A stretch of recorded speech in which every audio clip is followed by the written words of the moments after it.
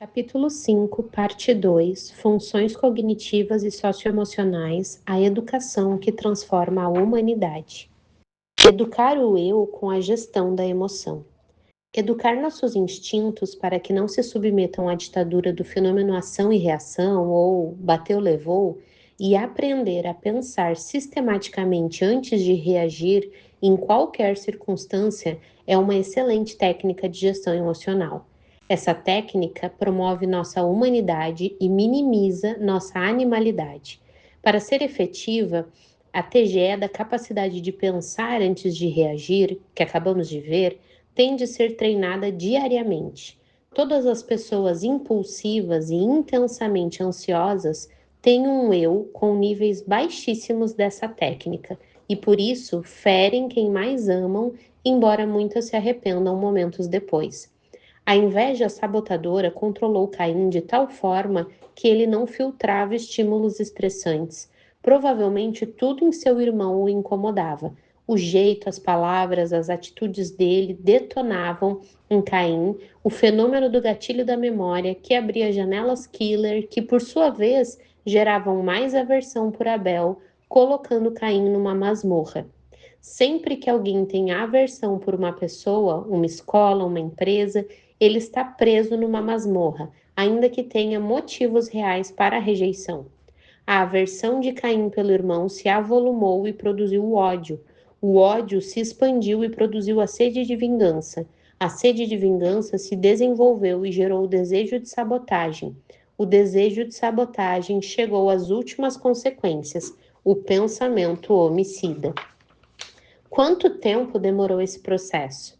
Meses, talvez anos, e a educação pelos pais falhou em pelo menos 3 aspectos.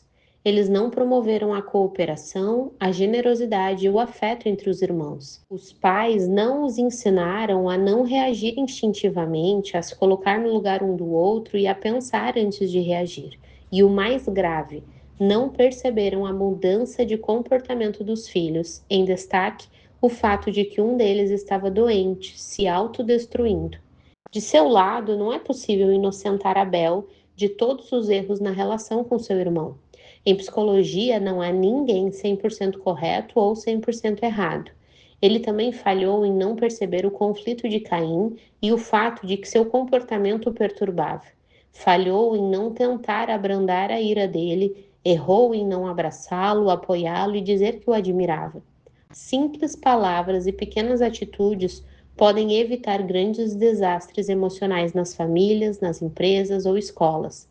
Guerras, assassinatos, suicídios e disputas irracionais poderiam ser desarmados ou abortados com técnicas de gestão da emoção, capazes de patrocinar a promoção do outro, a valorização de quem falha mais do que do seu erro, o resgate da autoestima, o reconhecimento de erros, pedidos de desculpa, capacidade de dar o ombro para o outro chorar. A gestão da emoção é fundamental para a saúde não apenas de um indivíduo, mas das empresas, dos países, da humanidade como um todo. Uma nação não entra em crise subitamente. Uma empresa não entra em colapso da noite para o dia. Uma relação afetiva não se destrói sumariamente. Longos processos se instalam até promoverem a falência, mas muitos seres humanos são lentos para preveni-los. Parecem zumbis emocionais que só veem aquilo que é tangível. Quem está preparado para corrigir erros e não para preveni-los tem uma frágil gestão da emoção. A gestão emocional objetiva a aguçar a percepção de um líder para enxergar o que as imagens ainda não revelaram e os sons ainda não declararam. Do lado de Caim era mais fácil, inteligente, humano, domesticar seus fantasmas emocionais do que matar seu irmão. Mas, antes de matá-lo, seu eu já havia assassinado sua capacidade de pensar. Toda pessoa violenta já se violentou primeiro. Como houve uma sequência de falhas dos pais, de Abel e do próprio Caim, um personagem inesperado surgiu no cenário para dar um choque de lucidez naquele ambiente psicótico, o autor da nossa existência. A surpresa, o autor da existência exalta em Gênesis a gestão da emoção. O livro de Gênesis é carregado de simbolismo, metáforas e golpes elevados de complexidade. No texto que estamos analisando, o autor da existência, apesar de respeitar o direito fundamental do homem de decidir seus próprios caminhos, se envolveu no processo e praticou uma notável técnica de gestão da emoção, uma técnica até mesmo psicoterapêutica. Ele apareceu para Caim e, surpreendentemente, não lhe deu sermões, não apontou suas falhas nem o puniu. Deu-lhe, sim, uma excelente ferramenta para ter autocontrole. Caim, o teu desejo é contra ti, ao teu eu cumpre dominá-lo. Esse misterioso autor da existência quis dizer, em outras palavras, que há uma responsabilidade vital que todo ser humano deve ter e que ninguém pode assumir por ele, nem seus pais, ou mestres, ou líderes religiosos, nem mesmo psiquiatras ou coaches, nem mesmo ele, o próprio Deus. Que responsabilidade é essa? O papel do eu de gerir a emoção, impugnar os pensamentos perturbadores, reciclar os desejos doentios, proteger a psique. Milhões de ateus, budistas, islamitas, cristãos adoecem, embora muitos sejam pessoas notáveis porque não desenvolveram os papéis do eu como gestor da mente. O eu, que representa sua autodeterminação, seu livre-arbítrio e sua capacidade de escolha, é frágil, passivo, tímido, um mero espectador de suas mazelas. Para espanto das religiões e das ciências humanas, o livro de Gênesis, respeitado por mais de 3 bilhões de pessoas de inúmeras religiões, revela que o autor da existência não era religioso, supersticioso ou um ser alienado, e sim um apreciador das mais altas ferramentas da gestão da emoção. É uma grande pena que as religiões se omitam de estudar esses textos sob o foco psiquiátrico. Deus, segundo Gênesis, exaltou o eu de Caim ao encorajá-lo a sair de sua inércia e domesticar seus fantasmas emocionais, a gerir sua própria mente. Dependia da livre decisão ou da capacidade de escolha de Caim, e o autor da existência não pediu que ele espiritualizasse o processo, ajoelhasse e fosse supersticioso, mas provocou seu eu a atuar em seu psiquismo e ser líder de si mesmo. Infelizmente, Caim desprezou essa técnica de gestão emocional que poderia ter resolvido seus fantasmas mentais. Se tivesse confrontado, criticado, impugnado seus desejos e suas ideias perturbadoras no silêncio da sua mente, todos os dias, ele certamente teria conseguido ser autor de sua história e jamais teria assassinado o irmão. Podemos concluir que os maiores inimigos não estão fora do ser humano, mas dentro dele. São criados e nutridos por cada um de nós. E também que não há livre-arbítrio se o eu é doente, estéril, inerte, enfim, se não exercita a capacidade de ser líder de si mesmo. Já tratei de líderes religiosos das mais diversas religiões ocidentais e orientais. Vi pessoas maravilhosas vivendo em masmorras porque asfixiaram o seu eu. É uma pena que eles confundam o eu com o ego doente ou com o orgulho. Alguns querem anulá-lo, sem saber que nos hospitais psiquiátricos há muitos internados que destruíram seu eu. O eu não pode ser anulado, no entanto, pode ser refinado com inteligência, equipado com humildade e revestido com sabedoria. Sem o eu, não há vontade consciente, autonomia, identidade e consciência crítica. Alguns líderes religiosos têm a necessidade de controlar seus seguidores fiéis, asfixiam o eu e a liberdade deles. Não lhes dão o direito de expressar suas ideias. São doentes que procuram seguidores cegos. O mestre dos mestres, nosso Jesus, o educador que provavelmente foi o mais eficiente formador de pensadores da história, nunca controlou seus discípulos, nunca usou seu poder para dominar a mente deles e sempre lhes deu o direito de partir. Seu desprendimento era espantoso e explica porque toda vez que ajudava alguém proclamava: "Não conte a ninguém o que fiz". Estudaremos algumas técnicas da gestão da emoção usadas por ele, mas antecipo que ele não queria servos em seu staff, apenas mentes livres. Quantas guerras e exclusões seriam evitadas se o eu fosse educado para gerir a mente humana? Infelizmente, tanto nas religiões quanto nas universidades, ainda estamos na idade da pedra em relação à gestão da emoção. Um fato incrível e absurdo. Não é sem razão que, na era da mais alta tecnologia digital, do som, da imagem, da comunicação estejamos adoecendo rápida e coletivamente. Uma em cada 2 pessoas, ou seja, mais de 3 bilhões de seres humanos, cedo ou tarde, desenvolverá um transtorno psiquiátrico. Esse número deveria nos levar às lágrimas.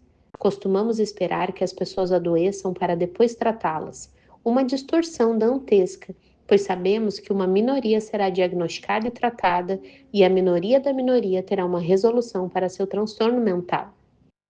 Se a população mundial fosse educada com metade das técnicas de gestão emocional, as TGEs, que estamos estudando, poderíamos certamente prevenir centenas de milhões de doenças psíquicas.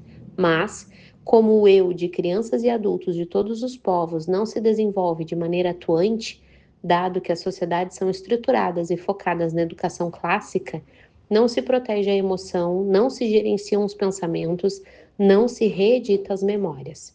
Portanto, continuaremos a ser vítimas não apenas da inveja sabotadora, mas também da depressão, da ansiedade, das fobias, do complexo de inferioridade, da fragmentação da autoestima, dos ciúmes, da raiva, da culpa e da autopunição. A análise do belíssimo livro de Gênesis, essa mini enciclopédia da história humana, revela que a humanidade nunca desenvolveu habilidades para gerir a emoção. Ela teve início com um assassinato e continua multiplicando assassinatos e suicídios. Começou com intolerância a contrariedades e continua com um baixo limiar para suportar frustrações. Por tudo isso, o eu continua sendo predador dos outros. Bullying, violência contra mulheres, violência social e também predador de si mesmo. Autopunição, autocobrança, timidez. O coaching na Grécia Antiga. O treinamento socioemocional fazia parte do tecido da Grécia Antiga em 2 grandes modalidades: o treinamento esportivo, a formação de esportistas eficientes, e o treinamento intelectual, a formação de pensadores impactantes. No campo esportivo, os treinadores, que às vezes eram atletas mais experientes, ajudavam os atletas menos hábeis a melhorar seu desempenho para disputar Jogos Olímpicos. Os Jogos Olímpicos eram uma festa de confraternização da humanidade e não uma arena de competição predatória. O objetivo central era exaltar a unidade da família humana em vez de promover alguns meros esportistas e alguns países. Horas incansáveis após a labuta diária da sobrevivência eram despendidas. A meta não era vencer, a meta era treinar. A meta não era o pódio, a meta era dar o melhor de si. O pódio e a vitória eram apenas uma consequência do processo. Uma TGE importante perfumava a mente dos atletas. Perdas, fracassos e crises não eram objetos de punição, mas de exaltação, pois sabia-se que quem vence sem derrotas sobe num pódio sem glórias. Quem não tivesse dignidade para suportar os vexames também não a tinha para receber os aplausos. Dar risada dos fracassos, relaxar diante dos tropeços, eram vitais para fazer do esporte uma usina de prazer e não uma fonte de doenças mentais. O segredo dos vencedores não eram os dons inatos, a musculatura privilegiada, mas o treinamento incansável, o refinamento das habilidades e a repetição dos processos. Intuitivamente, eles usavam outra poderosa TGE. Geralmente, quem sobe ao pódio não são os mais hábeis, mas os mais perseverantes. O mundo sempre foi mais dos teimosos do que dos capazes, mais dos que transpiram do que dos autossuficientes. No campo intelectual grego, as escolas eram uma fonte de educação socioemocional. Nelas, a história de mestres e discípulos se cruzava. Técnicas de coaching emocional irrigavam as aulas ao ar livre, estimulando os alunos na arte de pensar a vida e questionar o mundo.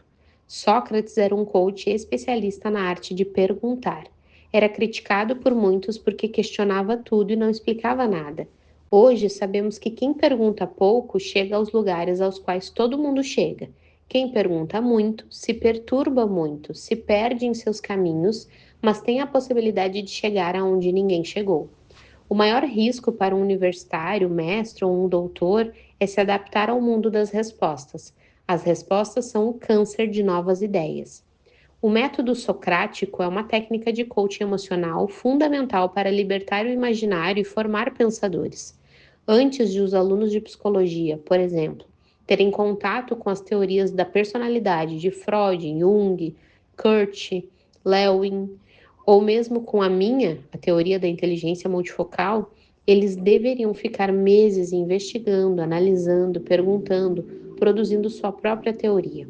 Ainda que produzissem uma simples página, ainda que ficassem estressados e perdidos, estariam se formando como pensadores e não repetidores de informações. Dar informações prontas, sem questionamento, aborta a inventividade humana. As faculdades, sem perceber isso, são especialistas nesse processo abortivo. Sócrates exercitou a mente de seus discípulos, entre eles Platão. Analisando a postura intelectual de Sócrates, entenderemos que, para ele, um pensador questiona enquanto um servo obedece a ordens. Um pensador explora o seu mundo enquanto um espectador espera a morte chegar. Um pensador se deleita em produzir conhecimento enquanto um repetidor de dados consome informações passivamente, sem digeri-las. Um pensador sabe que a verdade é um fim inatingível, enquanto um repetidor de dados tem a certeza de que as verdades são absolutas. Mesmo às portas da morte, Sócrates, antes de tomar a cicuta, o veneno que o mataria, realizou uma das maiores e mais fascinantes técnicas de gestão da emoção, revelando um treinamento educacional notável. A técnica era: quem não é fiel à sua consciência tem uma dívida impagável consigo mesmo. Sócrates era um crítico da sociedade vigente, criticava a superstição grega, acreditava num Deus único. Essa era uma de suas ideias revolucionárias. Além disso, criticava o modus operandi da política de seu tempo. Considerado um herético, foi condenado à morte por cicuta, o veneno. Bastava que ele negasse tudo em que acreditava e então seria livre. No ambiente onde seria condenado estavam diversos discípulos torcendo e chorando para que Sócrates mudasse suas ideias. Entretanto, o eu dele preferiu ser fiel à sua consciência a contrair uma dívida consigo mesmo. Que treinamento espetacular! Políticos, reis, intelectuais da atualidade, se submetessem a essa técnica, mudariam o mundo, pelo menos o seu próprio mundo. Você é fiel à sua consciência? Formando mentes pensantes. Sócrates, o mais indagador dos filósofos, foi fiel às suas ideias e silenciou-se por elas. Era tão sensível à sua consciência que disse que não se lembrava de ter dívida com alguma pessoa, mas, ao dizer isso, lembrou-se de que devia um galo a alguém. Suplicou que seus alunos pagassem a fatura por ele. Você se lembraria de uma pequena dívida no seu leito de morte? Sob o ângulo do funcionamento da mente, o treinamento que Sócrates aplicava a seus discípulos era espetacular e operava do seguinte modo: através da arte da pergunta, ele provocava o fenômeno inconsciente que registra tudo automaticamente, RAM, o qual gravava cada gesto e palavra no córtex cerebral dos alunos, transferindo-lhes o capital das experiências, muito mais rico do que o capital das informações secas. O capital das experiências transferido formava janelas light com alto conteúdo emocional e, portanto, inesquecíveis, diferentemente da educação moderna, pouco eficiente, que forma janelas neutras, destituídas de emoção, pois o professor não se coloca no processo, não se posiciona como um mestre da vida. Sócrates irrigava a mente, inspirava sonhos, chorava junto com os alunos e implodia verdades absolutas. A educação socrática continuava a produzir reações em cadeia, mesmo na sua ausência. Toda vez que um discípulo estava numa situação socialmente estressante, lidando com perdas, frustrações e oposição, as janelas light que Sócrates arquivava nele, embora concorressem com milhares de outras janelas no seu cérebro, por serem poderosas, se abriam e influenciavam o processo de leitura, construção de pensamentos e interpretação. Assim que se percebesse, os discípulos vivenciavam as TGEs do mestre, recolhiam as armas e usavam as ideias, pensavam antes de reagir, questionavam o mundo com a arte da pergunta, em destaque o seu próprio mundo psíquico. Cada nova interpretação de um discípulo era registrada, construindo plataformas de janelas que se agregavam na memória. Essas plataformas formavam bairros, ou núcleos de habitação do eu. Os núcleos de habitação do eu reciclavam o processo de formação da personalidade, modulando a consciência crítica, a ética, a visão social, a tolerância, a capacidade de se reinventar no caos. Sócrates formou Platão e outros pensadores sem lousa, giz, multimídia ou um espaço físico. Atualmente são necessárias centenas de milhares de professores e milhares de escolas com incalculável tecnologia para se formar um Platão, apenas um pensador impactante. O magno treinamento das escolas gregas, capitaneado por notáveis técnicas de gestão da emoção, foi abandonado, inclusive na Grécia atual. Lembro-me de que há alguns anos dei uma série de conferências sobre o funcionamento da mente e a formação do eu para médicos a bordo de um transatlântico que passeava pela Grécia. Nos intervalos, visitávamos locais históricos desse belíssimo país.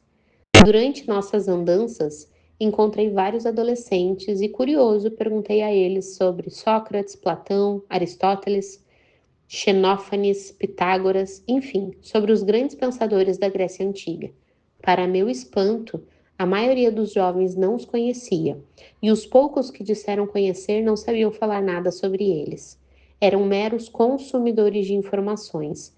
Desconheciam o método socrático de instigar a mente e formar pensadores. Todavia, ao descobrirem que eu era brasileiro, começaram a citar euforicamente nomes de jogadores de futebol. Nada contra o esporte, ao contrário, mas fiquei perplexo ao detectar que, na atualidade, muitos jovens da Grécia e das demais sociedades modernas pisam não apenas na superfície do planeta Terra, mas também na superfície do planeta Mente.